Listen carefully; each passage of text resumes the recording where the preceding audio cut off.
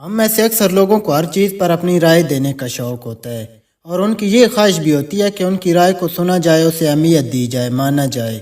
اٹھتے بیٹھتے T V پروگراموں پر بحث، کھانوں پر اظہار رائے کرنا، سیاسی اتار چڑھاؤ سے لے کر مارکیٹ کی صورتحال تک فضول بحث، دوسروں کے لباس پر بحث، انڈیا پاکستان کے تعلقات پر تجزیہ نگاری، گویا ہر معاملے میں ایکسپرٹ بننے کی کوشش کرنا، یہ انسان کی فطرت ہے۔ لیکن اپنے بارے میں ہماری کیا رائے ہے؟ یہ رائے دنیا کی ہر چیز سے زیادہ امپورٹنٹ ہے۔ آپ کی خود اور اپنے معاملات کے بارے میں کیا رائے ہے؟ عام طور پر جب میں ٹریننگ پروگراموں میں جاتا ہوں تو لوگوں سے بات چیت کرتا ہوں، ان سے سوالات کرتا ہوں، تو اکثر اوقات جب میں ان سے پوچھتا ہوں کہ آپ کی کیا پہچان، آپ کیا کرتے ہیں، تو اکثر لوگ اس سوال کا جواب دینے میں شدید دشواری محسوس کرتے ہیں۔ کچھ لوگ اپنے عہدے بتانا شروع کر دیتے ہیں، جی میں پرنسپل ہوں، ہیڈ ماسٹر ہوں، ایس ایچ او ہوں، اے سی ہوں، یا ہیڈ کانسٹیبل ہوں، چیف آپریٹنگ آفیسر ہوں، وغیرہ وغیرہ۔ کچھ لوگ اپنا پروفیشن بتاتے ہیں، میں ٹیچر ہوں، میں ڈاکٹر ہوں، میں پراپرٹی ڈیلر ہوں، میں یوٹیوبر ہوں، اینکر ہوں، وغیرہ وغیرہ۔ کچھ لوگ اپنی پراپرٹی بتاتے ہیں، کچھ لوگ اپنی گاڑیاں گنواتے ہیں، میرے پاس فلاں فلاں گاڑیاں ہیں، اتنی ہیں۔ کچھ لوگ اپنی رشتہ داریاں نکالتے ہیں، میں فلاں کا بھائی، فلاں کا دوست، فلاں میرا رشتہ دار ہے، فلاں فلاں پرسنالٹی سے ہمارے اچھے تعلقات ہیں، ہماری بڑی عزت کرتے ہیں، فلاں فلاں، بس ایسے ہی باتیں کرتے رہتے ہیں۔ اسی طرح کچھ لوگ اپنی قومیت اجاگر کرتے ہیں، جی ہم گجر ہیں، ہم بلوچ ہیں، ہم موان ہیں، ہم راجپوت ہیں، وغیرہ وغیرہ۔ اب ذرا میری بات پر غور کرنا، اگر آپ کی عزت نفس آپ کے عہدوں، رشتہ داریوں، دوستیوں، پراپرٹیز، گاڑیوں سے جڑی ہوئی ہے، تو جس دن یہ سب کچھ نہ رہا تو آپ خود کو کیسے سہارا دیں گے؟ آپ کی عزت نفس تو بری طرح مجروح ہو جائے گی۔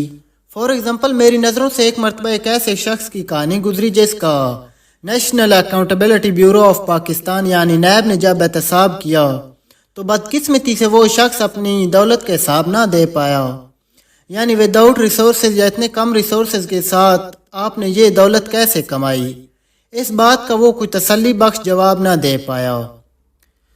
خیر، وہ جس طرح اس نے کمائی تھی وہ تو آپ جانتے ہیں، تو ان صاحب کا اکاؤنٹ فریز کر دیا گیا۔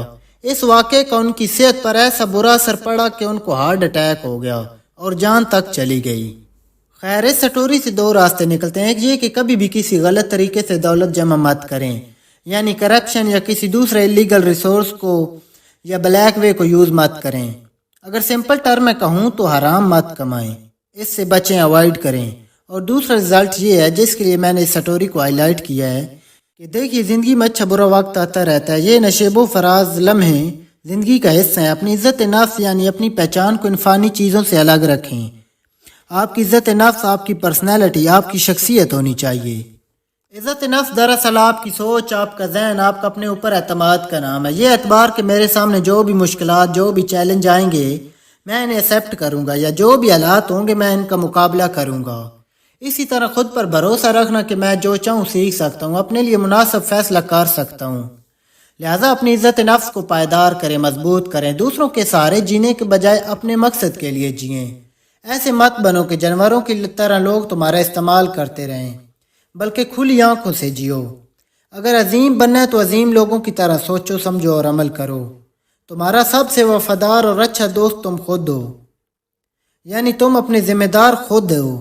اسی طرح ہر کامیاب شخص ذمہ دار ہوتا ہے، اس کے ایک مقصد ہوتا ہے اور اس کی ساری زندگی اس کے مقصد کے گرد گھومتی ہے۔ وہ سچا ہوتا ہے، سچائی کا ساتھ دینے والا ہوتا ہے، زندگی میں کبھی بھی کسی کو دھوکہ نہ دے۔ جھوٹ اور دھوکے کی بنیاد پر چاہے آپ بہت اعلیٰ مقام حاصل کر لیں لیکن کبھی بھی سکون حاصل نہ کر سکو گے۔ ہر وقت اپنی اصلیت کو چھپانے کی فکر، پول کھلنے کا ڈر آپ کی زندگی کو بے سکون کر دے گا۔ میں آپ کی توجہ دراصل اس جانب کرنا چاہتا ہوں کہ دوسروں کی بجائے خود پر توجہ دیں۔ اپنے معاملات کے ذمہ دار آپ خود ہیں، دوسروں پر الزام مت لگائیں، انہیں خود درست کریں۔